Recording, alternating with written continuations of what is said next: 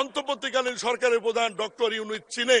এই কারণে উনি লন্ডনে গিয়ে আমাদের ক্যাপ্টেন প্রধানমন্ত্রী জনাব তারেক রহমানের কাছে ট্রফি দিয়ে নির্বাচনের তারিখ নিয়ে আসছে মাননীয় স্পিকার।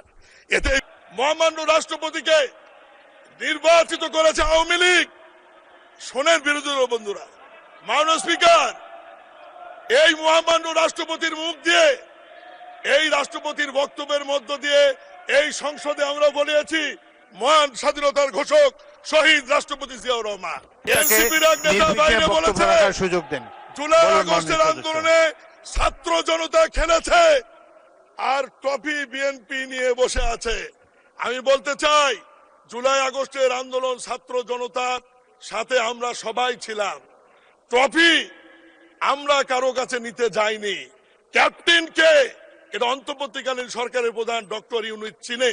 এই কারণে উনি লন্ডনে গিয়ে আমাদের ক্যাপ্টেন প্রধানমন্ত্রী জনাব তারেক রহমানের কাছে ট্রফি দিয়ে নির্বাচনের তারিখ নিয়ে আসছে মাননীয় স্পিকার।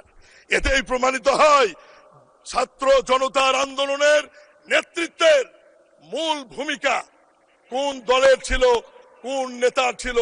আমরা সবাই আন্দোলন করেছি, এটি অস্বীকার করার সুযোগ নাই।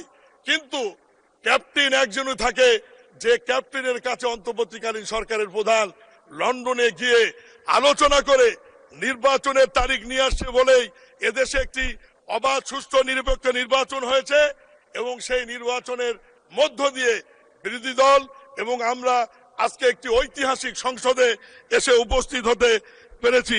মাননীয় স্পিকার, মহামান্য রাষ্ট্রপতিকে আমি ধন্যবাদ এই কারণে দিতে চাই, বারবার দিতে চাই, কারণ মহামান্য রাষ্ট্রপতিকে নির্বাচিত করেছে আওয়ামী লীগ। শোনেন বিরোধী দল বন্ধুরা, মাননীয় স্পিকার, এই মহামান্য রাষ্ট্রপতির মুখ দিয়ে, এই রাষ্ট্রপতির বক্তব্যের মধ্য দিয়ে এই সংসদে আমরা বলেছি মহান স্বাধীনতার ঘোষক শহীদ রাষ্ট্রপতি জিয়াউর রহমান। এই রাষ্ট্রপতির ভাষণের মাধ্যমে আমরা বলেছি গণতন্ত্রের মা দেশনেত্রী বেগম খালেদা জিয়া।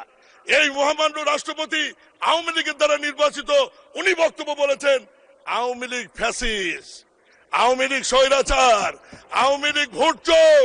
এই কথাগুলি মহামান্য রাষ্ট্রপতি এই সংসদে যখন বলেছে, এই কৃতিত্ব বিএনপির এবং সংসদ নেতা জনাব তারেক রহমানের।